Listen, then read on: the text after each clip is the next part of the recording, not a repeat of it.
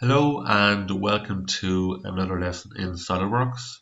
In this lesson, I'm going to show you how to draw the nail very similar to the one you can see in front of you. So I want you to open up a brand new part, and as always I want you to make sure you're in millimeters and I want to save it. At the moment it is called part 1. I will go File, Save As, or Save, it doesn't really matter which. I want to save this in our normal folder, which is SOLIDWORKS lesson. And let's make a new folder called lesson 4, and I will call this nail. So to start off with now, I want us to sketch a normal line on the front plane. I will click spacebar and click normal 2, and I want you to draw a line that would be 70 millimeters long. So 70 millimeters long there. And I do not want this dimension line here. It's in light blue, so that means it is selected. I will press delete. I want to continue to draw the profile now of the actual nail, so I will go to line, and I want to come out roughly 15 millimeters, roughly 5, roughly 9, roughly 55, and join it back to the very top like so. I want to smart dimension this now. I will smart dimension this as 15. I will smart dimension this as 5. I will smart dimension this as 9. And I will smart dimension this as 55. So that is the profile of my actual nail itself. I'm happy enough with that. I do not want the dimension lines, so I will delete them. So that is my profile drawn. I just want to point out one more thing.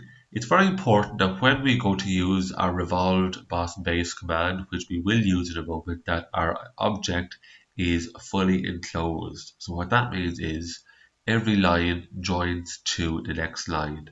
If there was a slight gap up here, for example, our command revolved boss base would not work.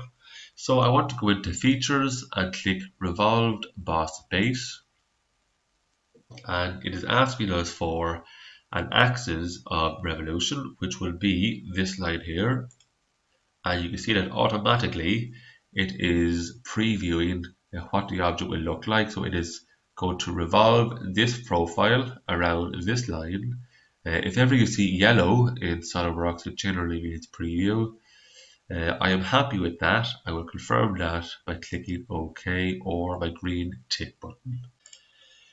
So I want to do one or two small things before we finish up. The first thing is I want to add a little bit of a radius or a fillet on these corners here.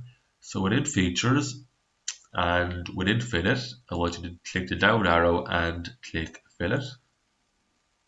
And within fillet there are a number of different types. The first one is a constant size fillet. I want you to click that if you haven't done so already. It is asking us here, what do we want to fillet? I want to click this one for the moment. You can see that it's coming up in yellow. It's quite big, too big to be honest with you. It is set at 10 millimeters. That is too big. Let's type in 5 and see what we get. What does it look like? I'll type in 5 and click on the screen. Still too big. Let's try 1.5 millimeters. Click on the screen. Still slightly too big. Let's make it 1. Happy with that. So yeah, that's okay. I will click this bottom one here as well, and this inside one as well. Happy with that, so I will confirm that there.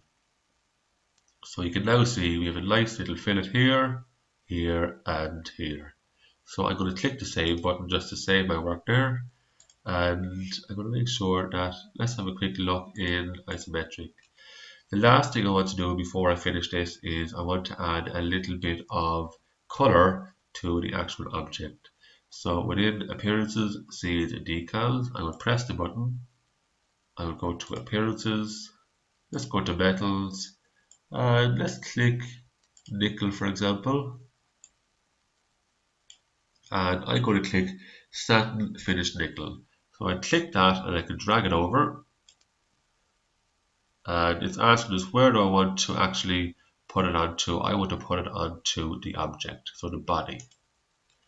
So that is one way of doing that. I'm just quite simply going to undo that for the moment, and I'll go back in there.